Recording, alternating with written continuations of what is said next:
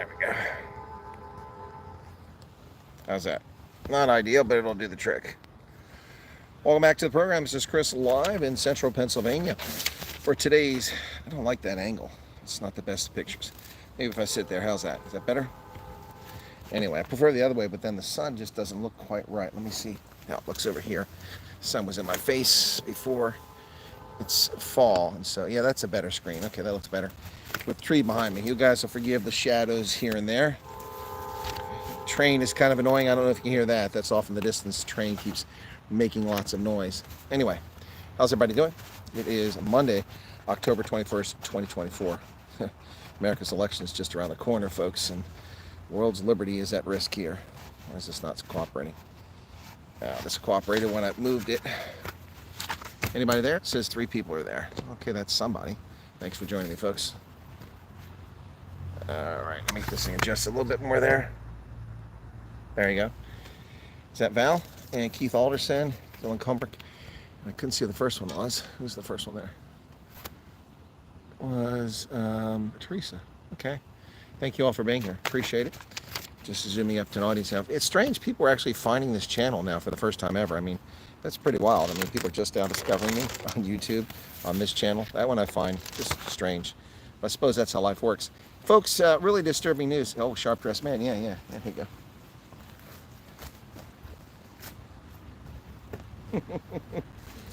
Yeah, business suit time here now. That's where the rubber hits the road this week.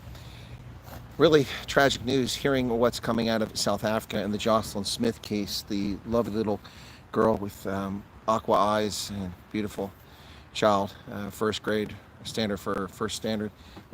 year learner, who disappeared several months ago. Her mother was originally arrested and then released. It turns out now that her mother, in fact, apparently was involved in planning to sell her children since August of 2023. That far back, she intended to sell her children. Now the sun has just moved. So I got to move over here. Yeah. Sell her children for 20,000 Rand.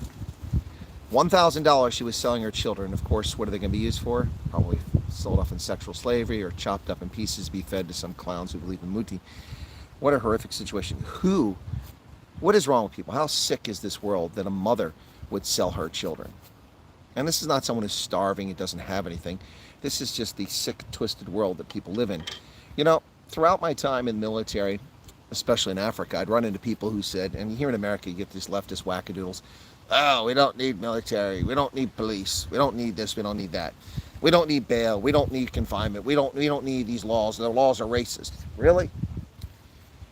Well, as a species, we are quite despicable. Serial killers, people who abuse women, people who abuse children, abuse pets, pigs who throw their sloth onto the streets. As a species, we're quite a nasty species. We're capable of the most amazing acts of kindness and achievement and love and care and affection for others and for life of this planet, flora and fauna. But we're also capable as a species of the most despicable, inhumane, and sick and twisted things you could possibly imagine. And the idea to sell your children for 20,000 Rand certainly tops that list. What a twisted, sick woman Kelly Smith must be to do this. Now, I'm basing this off of media reports. I have no evidence of her guilt, but certainly, God bless, that son is brutal. Certainly, it appears that she has become quite a despicable human being.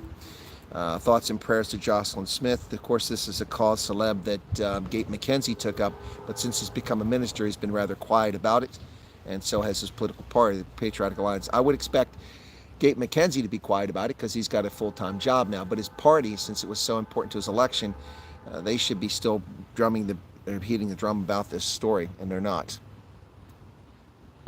Hey, Monray, how's it going? All right. In South Africa, rather bizarre development. Hi, Erica.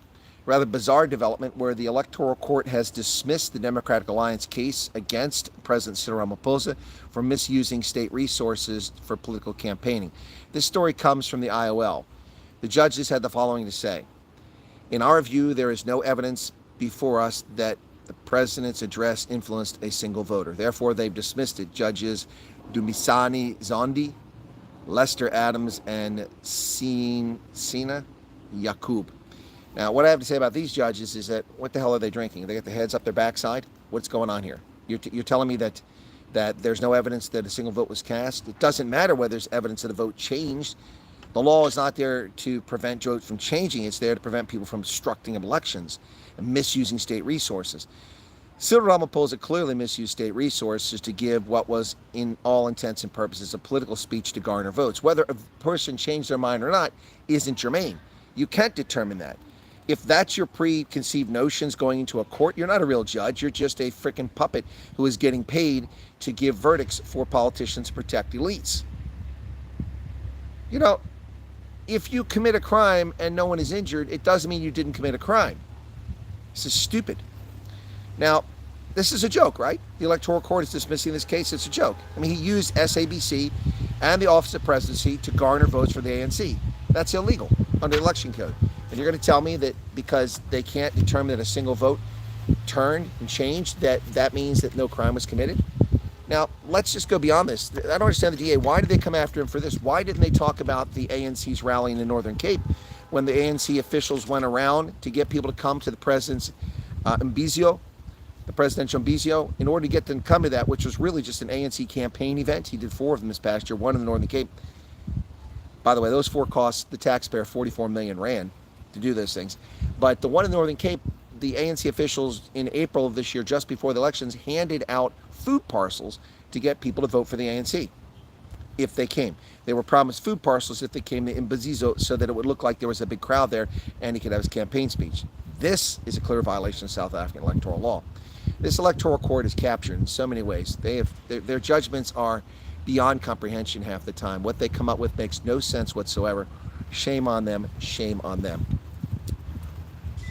Well, folks, I think everybody in South Africa can rest well tonight. I think it's very important we share this very important breaking story out of South Africa. The Economic Freedom Fighters Member of Parliament, Carl Niehaus, affectionately known by us as Carl Nyhorse, we know who that is, has said not to worry, he's not going anywhere. The defections of Floyd Shivambu and others, including Busisiwe Makwabene, fled the party, has no impact on him. He's not leaving the party. He's not going anywhere. He told some supporters that we will succeed in the Economic Freedom Fighters. The ideology that we have is sound. There are no better leaders in political parties, in any political party in South Africa, according to Carl Niehaus. I think Carl Nyhorse is drinking a little bit too much Chibuku. This guy is nothing but a grifter, to say the least. What's going on here now? Stellenbosch student murder last week. Tragic. 3 hours after his 19th birthday, was robbed from his cell phone and stabbed. And yeah, he bled out before anyone did anything. Yep, just for a cell phone. Yep. That's right. That's the state of South Africa. But how it's safe there. Come invest there. Hey, Alter Bridge. Been a while there. How's Australia? I've got an Australian story, Alter Bridge, so don't run off. We're going to talk about one of the senators you've got there. Yeah, so Carl Niehaus thinks that the EFF has the best political leaders of all in South Africa. Sad news for the Buthelezi family and for the Inkatha Freedom Party. Their member of parliament, the youngest daughter of Mangosuthu Buthelezi, who passed away just a year ago, Angela Buthelezi, has passed away unexpectedly at the age of 55 after serving just 3 years in parliament. Ms. Buthelezi is a princess and is the youngest child of a former IFP founder, Mangosuthu Buthelezi, who I said passed away a year ago. She's passed away at the age of just 55. Ouch. Well, the disgraced and arrested former mayor of Johannesburg from Al Jamaa, Mr. Gwamanda, his party Al Jamaa is standing with Kabelo Gwamanda. Yes. At the same time that the African National Congress is suggesting that their almost never followed internal party step-aside policy is in play. So the ANC, which never follows its own step-aside policy, is saying that the Al Jamaa leader must step aside even though he's not in their party, and even though that party doesn't have a step-aside rule because he's been arrested. Now, we all know quite well the history of the ANC and how it doesn't use the step-aside rule. It allows its accused, its convicted criminals to stay in office for a long period of time. Sorry, I'm distracted by someone hanging around. God knows why. Anyway, yeah. So party leader Ganif Hendrik claims the DA is persecuting Gwamanda. But ladies and gentlemen, the Democratic Alliance has no control and no influence over the Hawks, the special investigating unit that has arrested him and charged him with these crimes. So how can the DA be persecuting this guy? Now, then again, Hendricks is the same guy who used race hustling and lies when he was given his time to welcome President Ramaphosa after his re-election as president in Parliament. The 75-year-old Cape Townian has personal animus and racial hatred that shined through brightly and shone through very clearly on that day when he congratulated Ramaphosa on winning and attacked white South Africans with his race-driven rhetoric. Yes, Ganef Hendricks, a man who clearly hates white people, and he's a member of Parliament for Al Jamaa. Oh, a Tesla. Can't even hear these cars coming. South Africa's President Cyril Ramaphosa is in Russia visiting his friends and the people whose boots he licks up there for the BRICS Business Forum. Now, a clickbait title of one of the news networks in South Africa said that they're there for the ending the domination of the dollar. Except if you search the article, there isn't a single reference to that particular topic. I love how South African media constantly use clickbait titles and then never address the topic in the article. They never address it. Their editors are disgraceful in most of the publications in South Africa, to say the very least. Former Eswatini member of Parliament, Baseda Mabuza, has lost his court case in which he asked to be allowed to receive KFC, Nando's, and pizza in his prison cell instead of the crappy prison food. Now, Mr. Mabuza is a member of the opposition who was arrested for inciting violence, and he's been sentenced to 25 years for inciting violence. Murderers don't get 25 years, rapists don't get 25 years, pedos don't get 25 years, but someone accused of standing up to the monarch gets 25 years. But he actually went to court to try to get KFC and Nando's, and they said no. Comes as no surprise to me. Turning our news to Down Under. Can't you hear the thunder? You better run, you better take cover. That's right. Men at work. Senator Lydia Thorpe has opened her yap yet again with her racial hatred, ironically coming from a woman whose ancestry is overwhelmingly European, not Aboriginal. But Lydia Thorpe acts like the jackass that she is, shouting at King Charles III, "Give us what you stole from us," in a racist verbal assault directed at the British monarch. "You committed genocide against our people. Give us what you stole from us. Our bones, our skulls, our babies, our people. You destroyed our land. Give us a treaty. We want a treaty. You're not my king. F the colony." Wow, you destroyed. Sounds like Greta Thunberg, doesn't it? You destroyed the world. Ding dong, the witch is dead. The witch is dead. The wicked witch. Which witch? The wicked witch. Ding dong, the wicked witch is dead. Yeah, that's, well, not this one. She's a horrible person. Let me just put something in perspective here.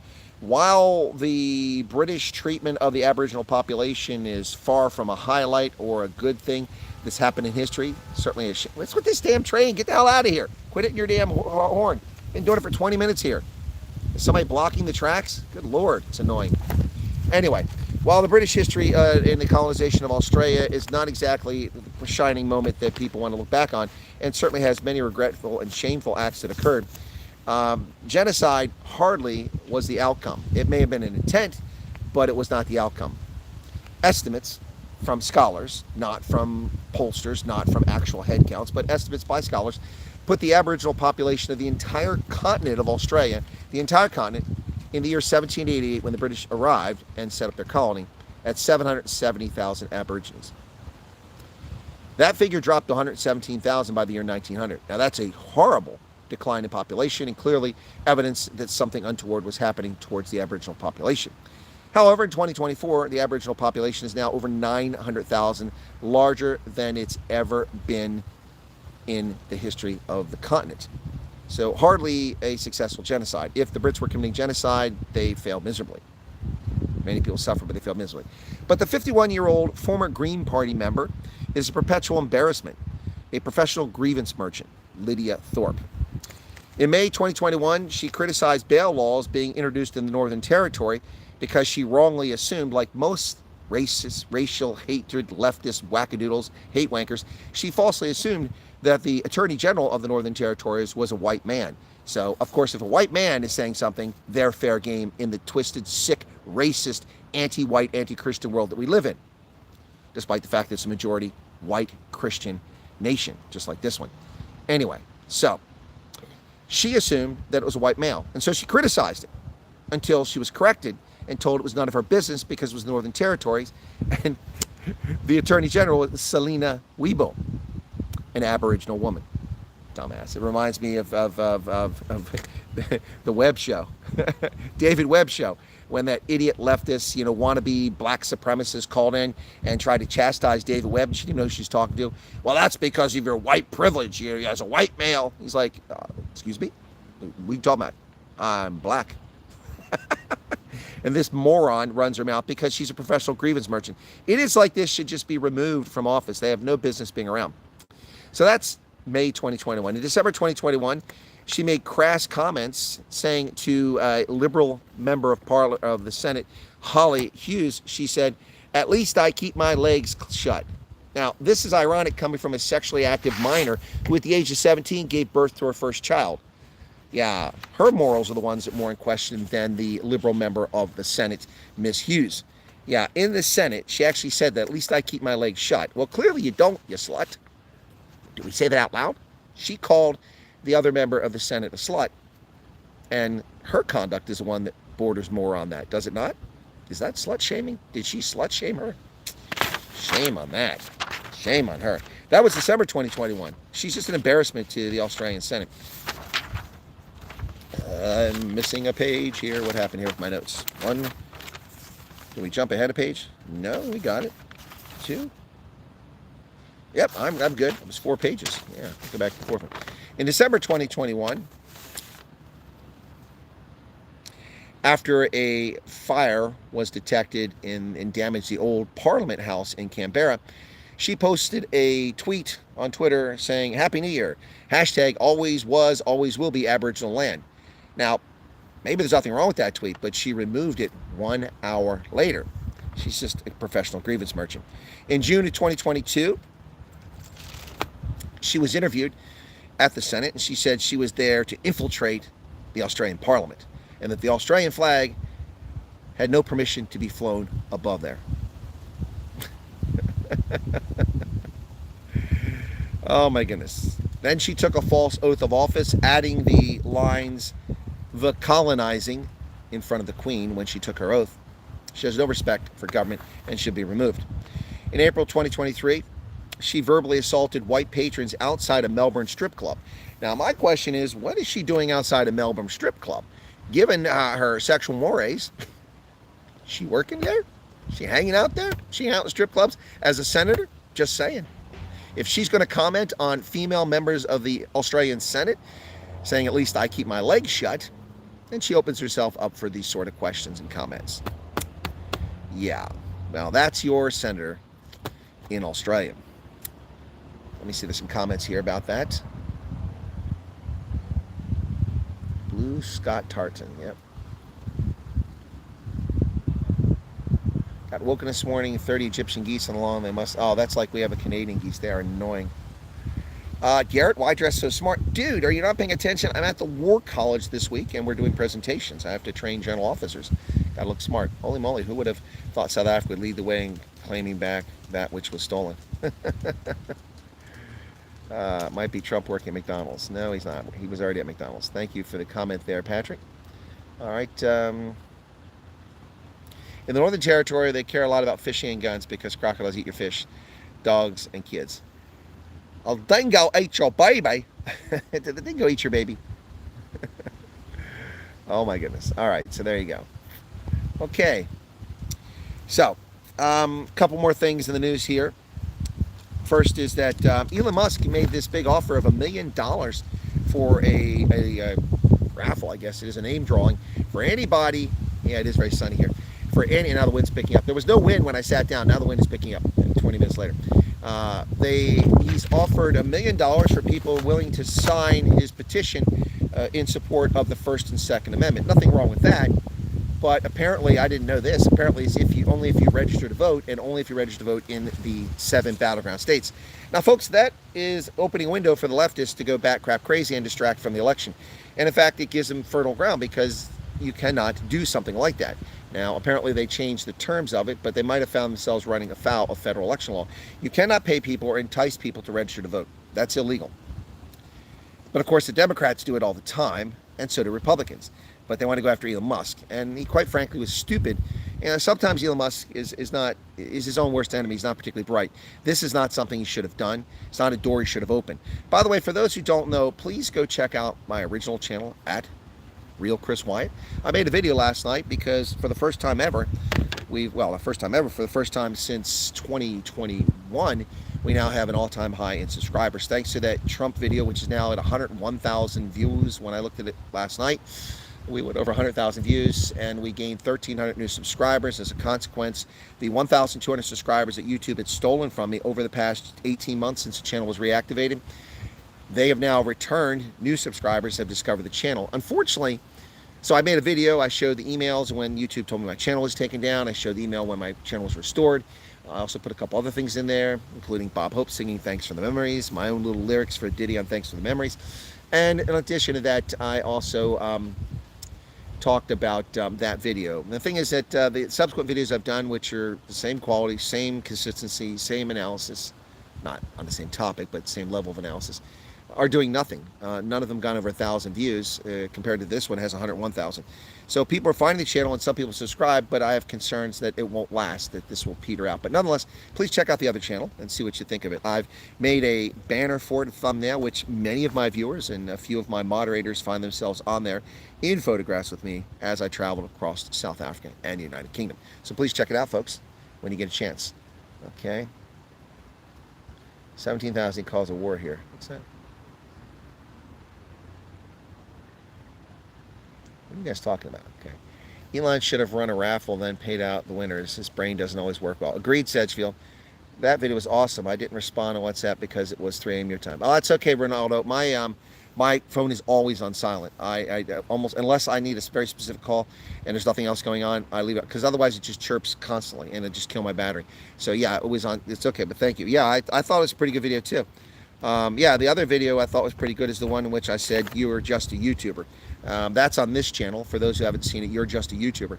And I did that because, quite frankly, as I said, when I first started doing this stuff on social media, nearly 5 years ago now, I am just, so it's October, November, December, January, February, just 4 months away from 5 years. So 4 years and 8 months ago, when I started doing it, I was a little reticent at first because I never took YouTube seriously. I watched Ronaldo's content. I watched little Scotty Balson's content. I watched some other things, but I didn't watch a lot. And I didn't take YouTube all that seriously because there weren't that many people, in my view, that were doing things that were contributing to the conversation. It's mostly like the kind of stuff you find on TikTok these days. But YouTube evolved, and I took a chance. And, you know, when you describe somebody who's accomplished, who's achieved many things in their life, and they're doing something different now, it's like, for instance, YouTube is not the only thing I do. You guys might think it's the only thing I do because you see me all the time. I do live stream, I prepare videos, but I do consulting like I'm doing here this week. That's a 40-hour job this week. In addition to that, I'm a judge of elections. I have that work I'm doing today and tonight. I have the VFW. I also have other consulting gigs that I do for the Department of Commerce and National Geospatial Intelligence Agency and many, many other things. All of that, in addition to continuing to write academic articles and getting published, most recently by the Daily Friend, the Institute of Race Relations. I can do all that, plus I give interviews. So it's not a YouTuber. That's just one aspect of who I am, what I do. And I was always concerned that people would just call me a YouTuber and dismiss me. That really hasn't happened to me. But in the South African media, it's happened to Ronaldo. It's happened to Ramon Cabanak. And the title in the video, or in the article announcing, in News 24's article announcing that Sia Khaleesi, I keep saying that, Sile Nkobisi as Big Daddy Liberty has been hired by John Steenhuisen, they called him a YouTuber. And that was meant to belittle him. He's a man of quite a bit of accomplishment there. So that's what that video was about. So you're just a YouTuber. That's on this channel. Please check it out. Leave some comments behind if you like. And by the way, on there, I said some nice things about Citizen Concern. Some people seem to think I had a beef with her. I never had a beef with her. Just some of her analysis is simply flat and wrong, but most of what she says is pretty spot on. and she does a great job of zooming the camera in so her face fills the whole camera there. I like her new logo. That's kind of cool. I should have used that, but I didn't know if I had her permission. Whereas with Conscious Carrico and Ronaldo, and no problem, they'll let me use their characters and logos. Anyway, yeah, so that's what that was all about. And then the other video was about my channel is now at 21,395 subscribers. Last night when I made that video, and I just kind of detailed what happened about the other channel. But now we're higher than we were before, so that's about damn time, you know. Anyway, so thank you, Ronaldo. Garrett, send the link. Well, I can't send anything. I'm on my phone. One of my moderators is going to have to do it. You'll get more views today, says. I'll get more views today for what? I can't read that. Ferdy Schultz. Why will I get more views today? That wasn't a joke. Crocodiles. Oh, look, I didn't think it was a joke, Alter Bridge. It's a famous line, though, from Quigley Down Under, in which the chick from News Radio, is it News Radio? What show? No, she was on the one with the guy from Saturday Night Live, not News Radio. Anyway, I can't remember what that show was, but it was a silly show. Anyway, she said the nightingale ate your baby. It was so funny. Anyway. Oh, Matthew Dixon, what is your problem, man? Quit trolling. For guys in Port Elizabeth, we only started this flood. The worst. Oh, okay. Well, you getting a flood there? Wow. Glue tuber. I watched that today. It was good. You're just a YouTuber. Okay, thank you for that, Debbie. Okay. Ronaldo, do you see how busy Chris is, like you said? Robert, I'm always busy. Oh, and I was on Biz News today. I haven't even seen the video. That's up now. So if you haven't seen me on Biz News, I appeared on Biz News today. We ran a little bit long, about 5 minutes longer than I intended, because usually I have the clock set up in front of me so I can time it pretty well, because they like to keep it around 20 minutes. Waiting for F-22s. They'll be brought in eventually. What, to South Africa or to... Oh, I'll get more views because of Biz News. Well, that'd be nice, wouldn't it? That'd be nice. Do they actually put the links to my content under that? I don't know if they do. Chris Stead interviewed me. So that's, what, the 6th or 7th time I've been on Biz News now. It's pretty cool. You know, people always criticize when I engage with people they don't like. For instance, I took a lot of flack for covering Neil DeBeer and having him on as a guest. But, of course, some of my viewers just love that because they're big fans of Neil. That was a couple years ago. But I took a lot of grief, particularly from some Sightlanders, but also from others, and some people just abandoned my channel altogether. How can you do that? Yeah, how can you do that? Well, he's a newsworthy guy, and I report on the news, and I do analysis. But, you know, when you do that, sometimes things work out for you when you treat people fairly. Treating people fairly, as a consequence of that, I was invited to the UIM's 2024 election launch, which is the first party to do it, back in February of 2023 at Tigerbird. I went there and covered it, the only independent media covering it. And, in fact, the only media covering it, to my recollection. And then after that, I was also invited to a private meeting that took place opposite of Parliament at a luxury hotel in Cape Town, where I later interviewed Neil DeBeer. But in that meeting, it was a select meeting with some very wealthy people in South Africa, and also Musi Maimane was in that meeting, as was Neil DeBeer and some other folks. Fidel Adams was in that meeting, and some other folks. But I was invited. It's the only journalist invited to that meeting, but I was invited because Neil DeBeer got me in there. And then, if you're wondering, the Biz News, I came to Biz News' attention because Neil DeBeer said a kind word about me to Biz News and said they should check me out. I would be a good person to have on their program, and sure enough, that's the case. So, yeah. So, anyway. So is it already aired, or is it not out yet? Okay. You're not a YouTuber. You do all the work for us looking at your channel. Thank you for that. Okay. I'm on twice. They must have made 2 interviews of it. That's cool. All right, well, I did one interview. Maybe she sliced it too because of the time. I mean, they've got to make money too, so I mean, I'm sure that's important for them. But okay, yeah, so business. We'll hopefully get more views over here and more content on here. But thanks for everybody tuning in. 75 people right now. Just for those who are tuning in who aren't the regulars, aren't the usual suspects, along with Kaiser Sose. And this is Colonel Chris Wyatt. I'm in central Pennsylvania. I am a retired U.S. Army colonel with 36 and a half years service, 34 in active duty. 23 of those years spent overseas with 3 tours in Germany, 1 in Italy. In Africa, I was stationed in Tunisia, Liberia, Botswana, Malawi, Niger, Mauritania, Uganda, and Ethiopia. Ronaldo, wake up. This is the part where Ronaldo always falls asleep. I haven't done this in ages. Anyway, and there's a lot more. I'll stop there because pretty soon Ronaldo's going to chirp in along with Matthew Dixon and start snoring. Anyway, but you can check me out on my LinkedIn profile, or you can watch this channel and learn more about me. I am a economist, a historian. I'm credentials to be a historian, credentials to be a political scientist, but I'm also an economist too. What do you say? I'm just a YouTuber. Rumor has it, Ronaldo. Rumor has it I'm just a YouTuber. See, Matthew fell asleep. What'd I tell you there, guys? Anyway, we have our friendly trolls on the channel, including Ronaldo. And for those who don't know, I'm frequently a guest on, weekly a guest on Ronaldo's program, Wednesdays with the Colonel, which I'm going to have to take a look at that this week, Ronaldo, and let you know. We'll do it from the phone if I can, but I got to check the schedule because there were some changes this morning in our schedule. I got to make sure that I'm available at our regular time on Wednesday. Anyway, Wednesdays with the Colonel, also frequent guest on Big Daddy Liberty's Liberty and Friends. Now, as you can see, I'm interviewed on Biz News occasionally, and then also published for the Daily Friend, among others. So, what the hell is that? XXX. I can't see that. Dingo Ate My Baby was Azaria Chamberlain getting eaten by a dingo in the 1980s. Probably funny. No. Yeah, no. I got you. But that movie, Quickly Down Under, came out. The actress said that. No, I know what you're talking about. Yep. Anyway. Yeah, so we are coming up on election here very fast. And we're not the only ones. Botswana has election on August 30th. Is it 30th? I think it is 30th. Yeah. Big Daddy Liberty has said he won't be posting anymore as Big Daddy Liberty. Yeah, no, I'm not surprised. So his channel's going to go moribund. That's interesting. He should find somebody he can count on to run that show. I don't know, Rob Hutchison. Hey, Rob, you there? Here's a gig for you, man. Anyway, the Big Daddy Liberty show. So I mean, you look at like the Conscious Caracal. I didn't mention him in my video for You're Just a YouTuber, but I did put his avatar on there because he's a very, very accomplished young man, published author, a documentary filmmaker, a leader, and someone who's going places. Very quiet, very subdued, but very thoughtful, very well-educated young man who writes very well in English, even though it's not his first language. Thanks for the commentary and for standing up for what you believe in. So who said that? Matthew, very inspired. Look at Matthew, said something nice. He must have fallen out of his chair. Shapiro is back. What does that mean, Garrett? As an aside, nice. Well, thank you for that, Andre. Yeah, I thought so too. It's lovely. I like the shirt with tie. There you go. Quite lovely. You'll be seeing me wearing it again this week because I might go to 3 jackets this week. But usually I just rotate through 2 jackets when I do this.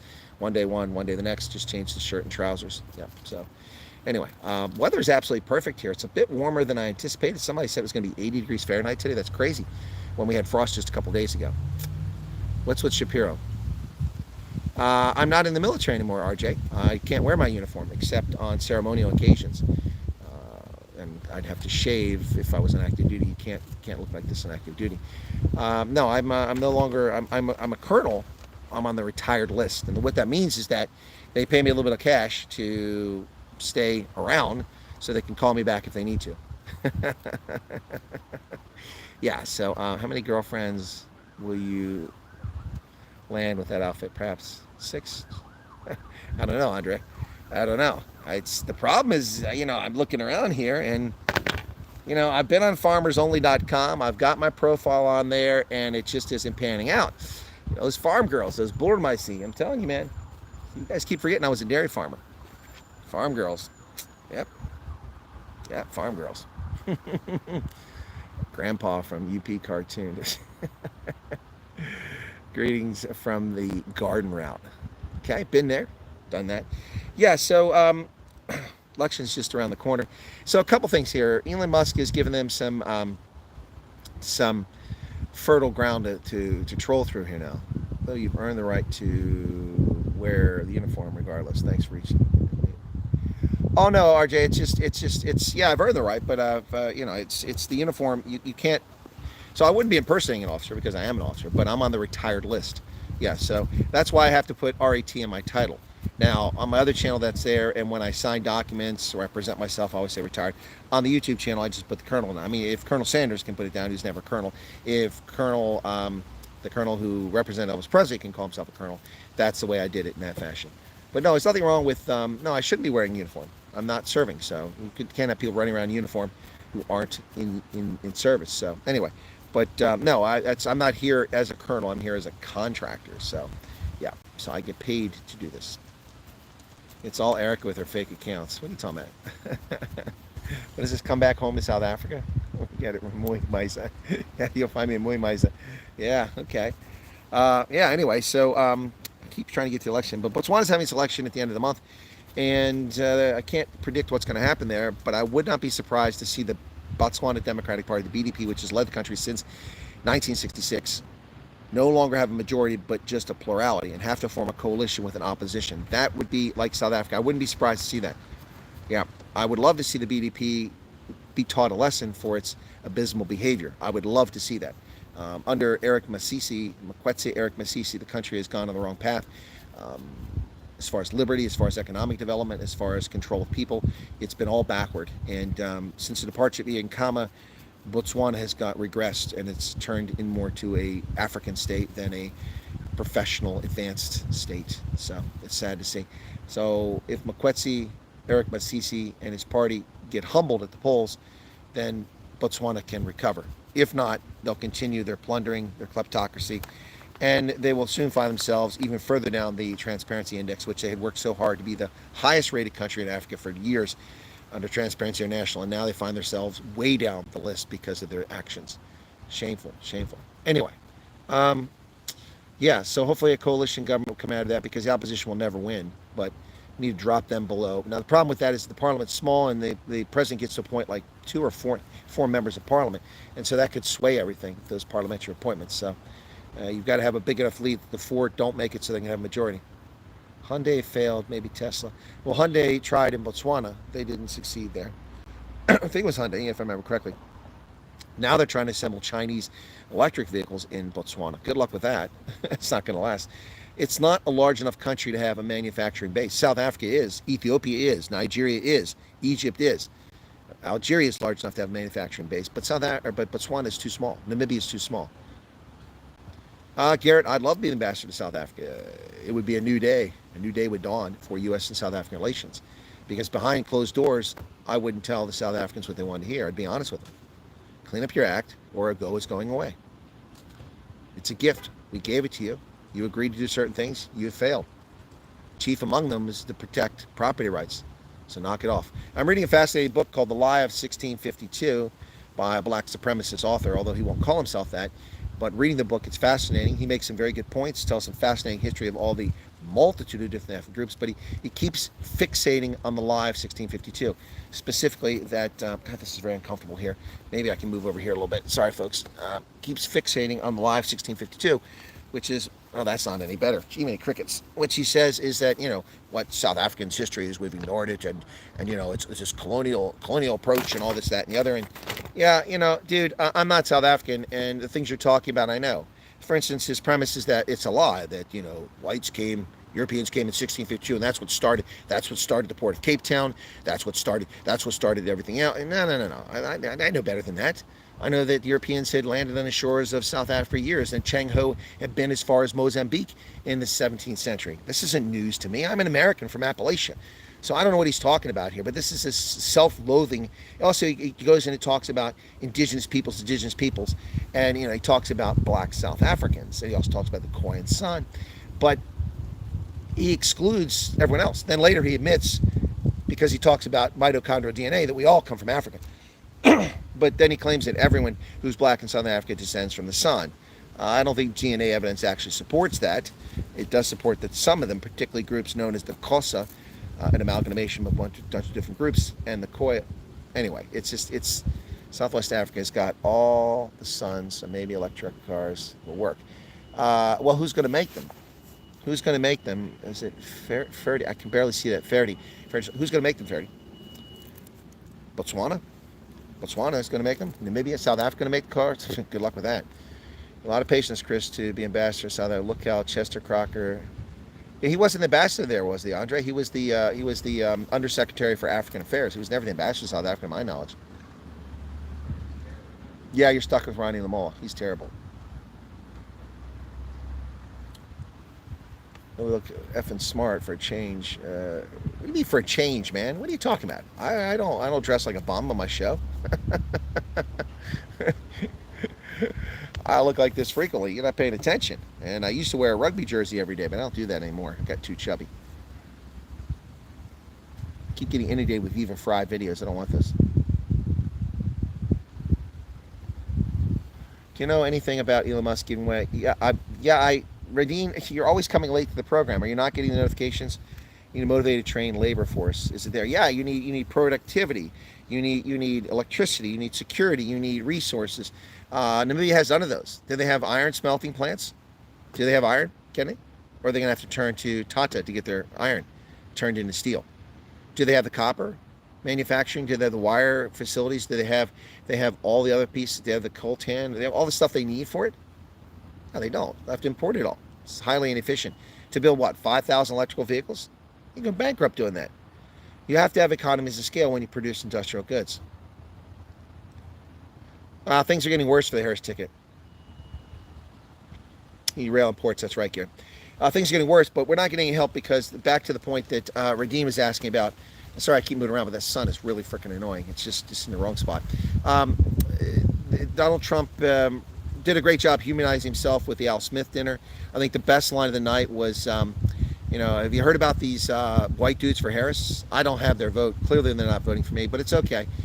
These white dudes for Harris, all their wives and their wives' lovers are voting for me. It was brilliant. It was brilliant. He had a bunch of other good lines, too. Then he went and worked at McDonald's, and it was hilarious. He's like, how much am I getting paid? It was so funny to hear a billionaire ask how much he's going to get paid by working at McDonald's. Trump is doing a great job of that, but at the same time, Trump is making stupid faux pas like, saying sheet, which I say on my program occasionally, but that's not something presidential candidates should be saying on a campaign trail. And then strangely talking about the genitalia of Arnold Palmer, which made no sense whatsoever. But the Harris campaign is in a lot of trouble, and it has been in trouble for a long time. Democratic donors are abandoning it now. They've wasted $1 billion trying to buy votes, and it hasn't worked. They haven't moved the needle at all. Yeah, Harris has supersized stupidity. That's what she's done. So you can imagine Kamala Harris comes up the window of Donald Trump serving McDonald's. Yeah, I'd like a Big Mac, and can you supersize that with stupidity? Because that's who I am, Kamala Harris. Yep. Yeah, there's copper in Zambia. There's lots of it. It's one of the world's largest copper producers, but that's not Namibia. And it doesn't matter. It's raw ore. It has to be processed. It has to be smelted. It has to be turned into copper. And then the copper has to be converted into cables and components. And that's not something you do easily. McDonald's new employee of the year, President Trump, loves to be the king of trolling. It's ironic because, of course, Trump has said that RFK will have a role in his administration, fighting for improved health for Americans, quit eating processed food, yada, yada, yada, junk food. And Trump loves his McDonald's, but he's known for loving his McDonald's, and that's why it was so funny. Still banned from gifting memberships. I have no idea, Nas, what's going on there. That's news to me. That's weird. Maybe you try it on a PC. Maybe you try it with a different username. I don't know what's going on. I have no control over it, but thank you for the thought. Now, what I really need is more subscribers and more people watching my channel. Okay, look, I'm freely disclosing here, folks. First off, I don't get all this money, so make sure you understand it. But my Trump video on the original channel, which has 101,000 views as of last night, also had 1,300 new subscribers, but it's been watched so often by those 101,000 people, so much of it's been watched, that it has generated $536 of ad revenue. One video. And I don't do this for money, but I have a lot of expenses, and this will help defer that. But of course, I don't see the 536. YouTube takes 45% of that. Boom, that's gone. Then they give me the rest, and they have to pay taxes on that. But $536 from a single video. Imagine how much money Crowder and Tim Pool and Officer Tate and all these clowns are making off YouTube. They must be incredibly wealthy. Money coming at them hand over fist. But $536 from a single video.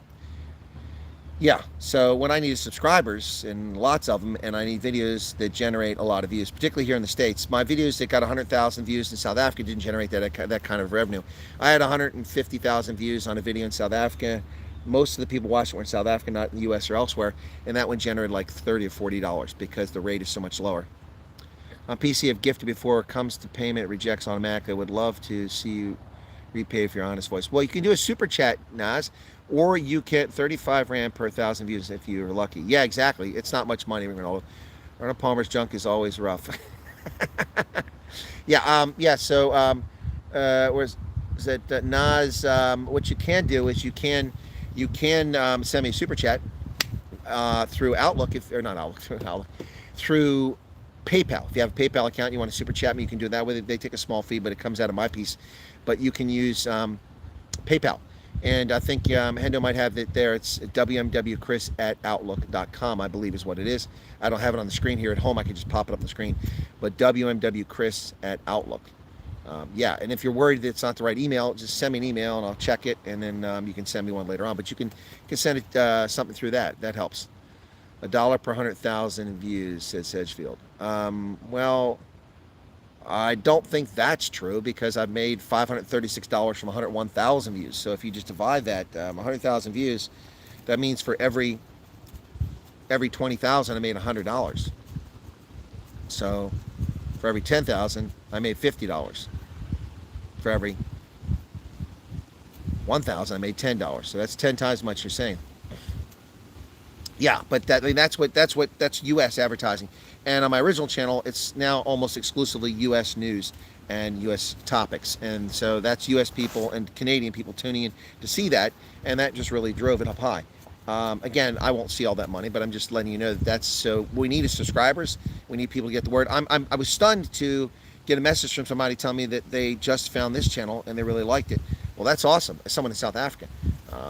It turns out I'm pretty well known in South Africa, much to my chagrin. People kept telling me that, but it's pretty obvious when you walk around and people recognize you everywhere you go, but in all the provinces I go to, everywhere I go. But anyway, yeah, so we need subscribers. That's the key.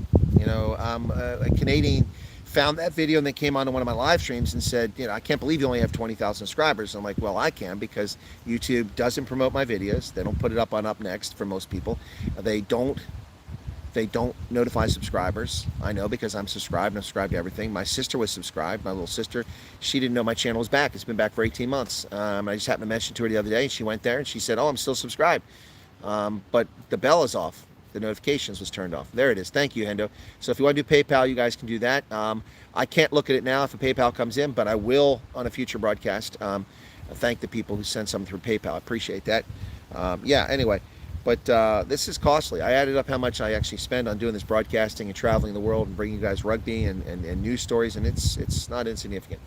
I have that ability to do that, but it is not cheap.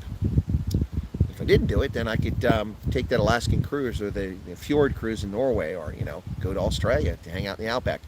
I'd really like to go to Perth for the HSBC 7 series at the end of January, but the cheapest flight I can find is 35 hours and $2,000. That's before a rental car and accommodations and everything else.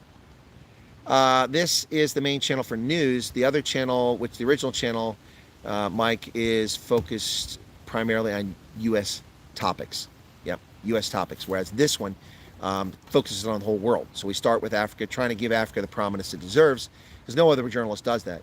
I mean, there are journalists who focus on Africa, but nobody, to my knowledge, starts with Africa, saying it's the most important, covers Africa, and then works its way around the world and wraps up with America. I don't think anyone else does that. As far as I know, I'm the only one who does that. Also, despite some troll coming into my Rugby Senate chat last week and saying this guy doesn't engage with his audience, unlike the other channels, why are you doing that? I mean, the Kiwi lads, I'm not a threat to them. Forever Sports, I'm not a threat to them. But people still try to come in and troll and chase people away from my channel. It's so juvenile. It really is. I like on the video I did when I gave the speech. That's another thing. You might want to watch that. That's going over very well with some folks here in the States. The speech I gave at a rally on Saturday. That's why I was a couple minutes late for the Stormers game. This weekend I may not be able to cover any of the games, unfortunately, because I've got judge training for the election. I can't get out of it because the scheduling is conflicting with this. I have to do judge training on Wednesday from 9 to 11:30, but I can't make it because I'm here working at the War College. So I'm going to have to go on Saturday from 9 to 11:30, and it takes an hour to get back from the training. So I won't back till 12:30, and I'm going to miss the game unless I can scoot out a little bit early. I might try to do that and cover the last game, but I'm going to miss games. That sucks. Really sucks. Can I post the other channel? Yeah, Mike. Oh, you don't know the other channel, Mike? Oh, my goodness. Well, it's simple. It's at Real Chris Wyatt. At Real Chris Wyatt. Yeah, the speech that I did is getting some attention. I opened a rally in Harrisburg at the state capitol building, in which I start off the sentence I said is, let me be perfectly honest, Donald Trump is a threat to democracy. Well, at least that's what they want us to believe. And then I detailed why he's not the threat to democracy. It's actually the opponents to the threat to democracy. They've actually undermined democracy, and we're not even a democracy. We're a representative republic, constitutional republic. You engage so much, you start reading my comments before you realize what I'm saying, but then it's too late. Okay, Alter Bridge. Thank you for that. I got it. Okay, yeah. So, Mike, that's my original channel. It was censored. And please watch the video from last night, and you'll learn a little bit about what happened back in the day. Yeah, so I realized that what's happening here is that there's confusion about gaining audiences in the U.S. and in South Africa because this channel covers South Africa stuff extensively and covers the whole world. But not everybody in the U.S. wants to hear all that, and I really need a U.S. audience too to drive some revenue. So my original channel, which was restored in March of last year, I'm putting more effort into. I tried to put effort into initially, but I wasn't rewarded. I was getting like 70 views, 100 views, 20,000, 21,000 subscribers and 70 views on a video. That's nonsense. But my video with Trump really went crazy. Why do people in South Africa have many opening ads? What's this? Many opening ads from Gaza, but nothing from Israel. Because whoever's paying for those ads is pro-PLO, pro-Palestinian, and so they're paying for it. There you go. There's 99 Rand. Thank you for that, man. Thank you for that. Appreciate that. 99 Red. You managed to get it to work. Cool beans. Super sticker. Thank you for that. There you go. It's very kind of you. I wasn't expecting that. Very kind of you. Thank you. That is your third super chat in a live stream. Well, Ferdy, you've done it before. I didn't realize that. Okay. Could spread to Germany. Yeah, I could do Germany, but the problem in Germany is that I'm not really sure what to cover. And my, also ich kann ja einfach auf Deutsch reden, aber das Problem eigentlich ist, dass täglich spreche ich kein Deutsch und deswegen, also mein Stiefel auf Deutsch ist nicht so gut, als ich will. Tja, ich hoffe, das macht ein bisschen, yeah. So the problem is that I don't speak German enough, so if I did that, I might be, roundly criticized by Germans, and it would be frustrating. But I'll consider it. It's something I thought about making videos. What I can do is I can write my thoughts down, and then in German, and then go to some translator and see, what they come up with. Sometimes translators give these stilted artificial translations, particularly in German, and maybe I'll do some things in German. I don't think I'll ever do them in French. But yeah, what I can do is read the news in German. That's for darn sure. That's not hard. Yeah, no, German is interesting at times. I remember, but the problem with German is it's becoming so Americanized, the German language. I remember years ago, I was in South Africa, in Stuttgart, Stuttgart, South Africa. In Stuttgart, I went there on temporary duty, and I was in the car on the Autobahn, and I said, I'm listening to the traffic report. The Emil Kasalowski says, Sie sprechen sehr gut Deutsch. Tja, fabelhaft, danke sehr. Und ich bedanke mich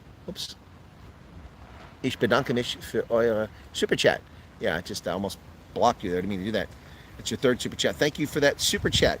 Ja, ich bedanke mich. Das ist aber nett von Ihnen. Ja, das freut mich. Also ein Super Chat heute, das ist ein bisschen Trinkgeld in der Tasche. Ja, sehr gut. Ja. Ja, so, ja, ich habe mich selbst gelernt, Deutsch. Später auf der Universität, also für die Grammatik. Aber am Anfang, das war alles in die Clubs. Ja, mit dem Mädel. Ein bisschen Schussbier, ja, Hefeweizen. Ja, es ist ja viel einfacher Deutsch zu lernen, wenn man betrunken ist. Oder nicht betrunken, sondern, ja,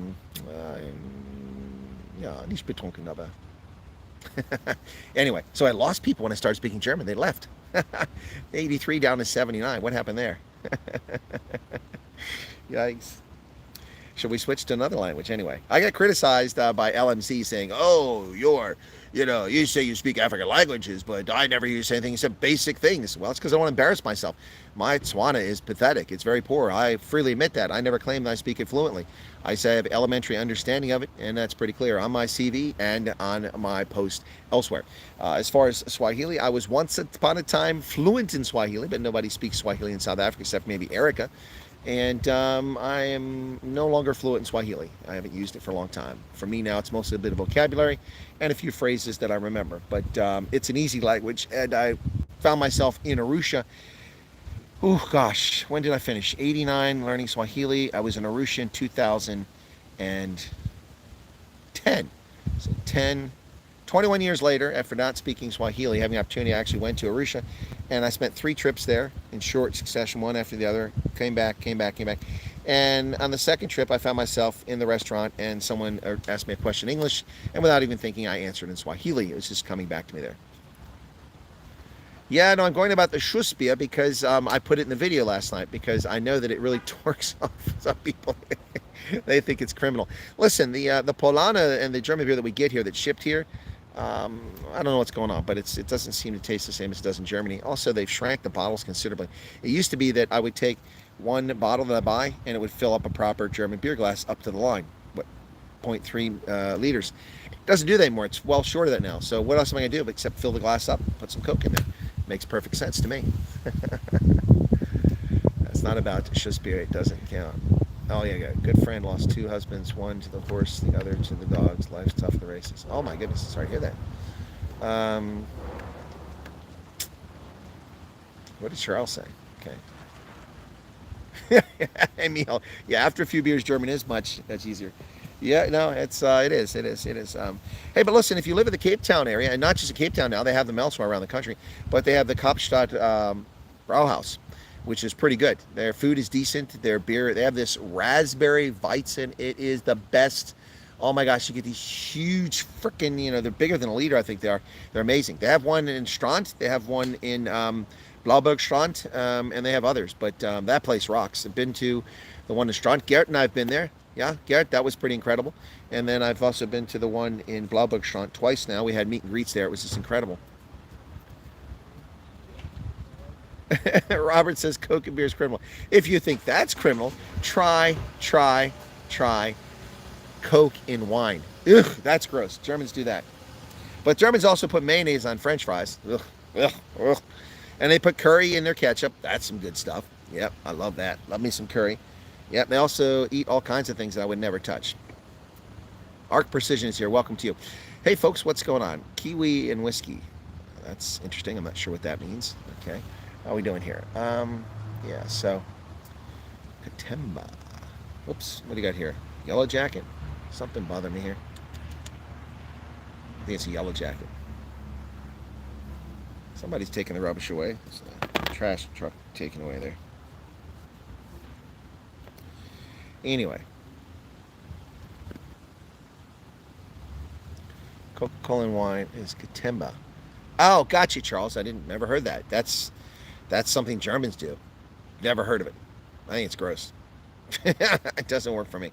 Doesn't work for me. Anyway, yeah. So, so I was on Biz News, and they made 2 videos. I didn't know that. I'll have to check it out. Wonder how they edited that. Yeah, so Chris and I talked for about 25 minutes. They like to keep their stuff to 20 minutes or so. I went a little bit over because she asked me questions about Botswana and a question about Elon Musk. So, yeah. Too fast. Who's too fast, man? Too fast for what? 75 people here, 76 likes. Not bad. Not bad. Well, the Germans were natural allies for the Boers in the first in the Boer War. They actually were supporters. But if they'd actually entered the war on the side of them, which they never would have done, then South Africa wouldn't look like it is today. It'd look very different than it does today. It would look very different. Yep. And then, of course, as World War I rolled around, the Germans made no real effort to support the rebel Afrikaners, but there really wasn't much time. The yellow jacket won't go away. Piss off, buddy. You can land on me. I haven't got anything for you. Maybe smelling the cologne I have on. But yeah, that rebellion just kind of died pretty quickly. Actually, it was bigger than people realize. If you look at the number of people who gathered out there along the border with Namibia, there's a lot of folks there. Lorenzo Marks. Yeah, no, Maputo, the prawns are huge. You man should check out the High Level podcast. I have not, RJ. I have not. Is that the one with the Persian dude? Give my Shakespeare. No. Yeah, the Germans and South Africans always had an affinity. That's true. 5 liters of wine, box and Coke. Oh my goodness. And you were driving? Oof. Still hunting with Mausers. Germans know Miltov. Yeah, they do. They do. They certainly do. They really do. They make some incredible weapon systems. Their Leopard main battle tank, pretty darn good. Of course, Panzer Mark IV was pretty good in the Second World War. Have you anything about blue LED resistant lenses and glasses? Lenses and all the top elite are paying millions for them. Well, this one has some sort of, these reading glasses have some sort of light thing. I didn't even know that. And I can tell because when I put them on, it's almost like shades, but they're not really shaded. But no, I'm not sure what you're talking about. These are cheapies, so they're definitely not millions of dollars for that. It's not something. What is this dude walking? It sounds like 2 days in a row I see him walking on the bank of the creek here, which has got a stone wall. I mean, he can't drown himself. It's only like half a meter deep. So I don't know what he's doing. Maybe he's just getting some walking in there, getting some exercise and walking around the creek. But the creek here is human diverted here. They put these stone walls up around it so that it runs through the post. No, we're not driving. Oh, mini bike. Okay, gotcha. Glühwein, yeah. Oh, now that's different. Glühwein is incredible. Yeah. Glühwein is something else. Who said that? Alter Bridge. Yeah, no, I did Glühwein, and the time to do it is when you do it for Fasching, Mardi Gras, and it's freezing outside. My first Mardi Gras in Germany, 1985, was so cold in February when we had Mardi Gras, Fasching, and I went around to all these different parties, and that's the one time I had Glühwein. Yep. Otherwise, I can't drink. It's just so sweet. Faraday, the problem with answering that question is it's almost impossible for me to answer because early voting actually is underway here in Pennsylvania. My neighbor who had a heart attack a few months back went and did early voting yesterday. I didn't even know they had early voting. I didn't realize we were doing that. But he went and did early voting yesterday because he said, well, I know people have been having heart attacks and dying, and I got to make sure I get my vote in. So good on him. But he's one of the volunteers who helps at my polling station. So many states have early voting. It's ridiculous. It's taking place now. Others allow mail-in balloting, which is taking place now. And we see that in Georgia on the first day that nearly 9% of all eligible voters had already cast a ballot that had arrived at the Georgia election offices. Pennsylvania ballots are already coming into the polling station. So the election day is November 5th, and then it's all over. Nothing after that. So except the rejiggering machines and the counting of the ballots. But so election day is November 5th. That's a federal day. It's not a holiday. It should be a holiday. But it is a federal date for elections, and every election is held the first Tuesday of November, which is the 5th this year. Yeah, so, election's already underway, man. Already underway. Mom taught me to make sauerkraut in Frankfurt, okay. Ein Prosit Gemütlichkeit. Yeah, Glühwein is pretty cool.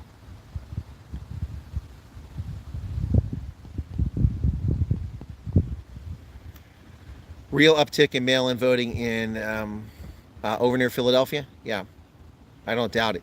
Yeah, Mike, what's the feeling where you're at? I mean, I know you live in kind of an odd area where you've got some wackadoodles over there, but the suburbs, Philly area there. Here, there are a lot more Harris signs than I saw Biden in 2020.